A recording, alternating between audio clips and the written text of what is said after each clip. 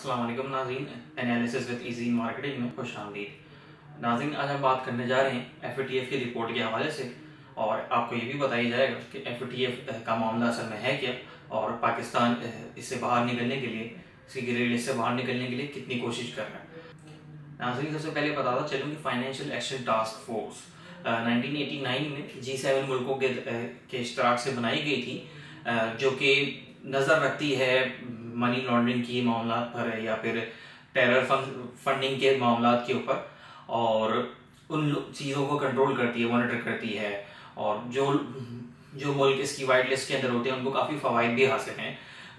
इसकी थोड़ी तफसील में जाऊँ, आपको बताऊँ कि पाकिस्तान दरअसल इसकी ग्रे लिस्ट के अंदर मौजूद है। FATF की दर हकीकत जो है वो 3 लिस्ट होती हैं, वाइट लिस्ट, ग्रे लिस्ट और ब्लैक लिस्ट। वाइट लिस्ट के ममालिक को काफ़ी फ़ायदे होते हैं, जैसे मैंने आपको पहले बताया।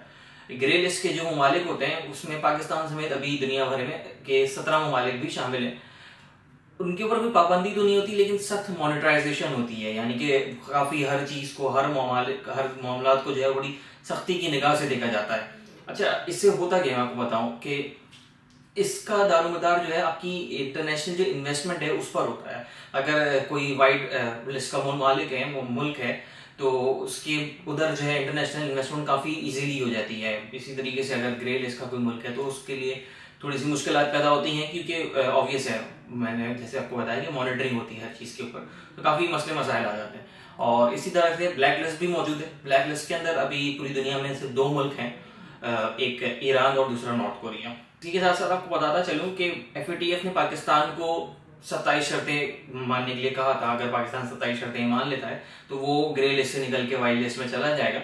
तो पाकिस्तान ने जो है, पाकिस्तान की हुकूमत ने 26 शर्तें तो मान ली थी, मगर 27वीं शर्त के ऊपर जो है मामला फंसे हुए थे। बट अब ऐसा नहीं है। अब हुकूमत पाकिस्तान ने 27वीं शर्त के लिए भी कवानीन लागू कर दिए हैं और पाकिस्तान वो 27वीं शर्त भी मानने जा रहा है।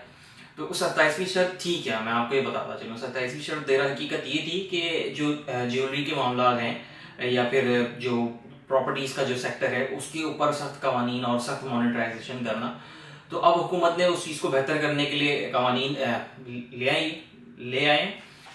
अगर इन कवानीन को मैं डिस्कस करूँ तो अब इन कवानीन के मुताबिक जो बाइंग और सेलिंग हो सकेगी वो FBR के रजिस्टर्ड ब्रोकर्स के थ्रू ही हो सकेगी। उसके अलावा मुमकिन नहीं रहा कि जो है बाइंग और सेलिंग का काम जो है प्रॉपर्टीज की लाइन में वो विदाउट अनरजिस्टर्ड जो है वो FBR एजेंट से की जा सके।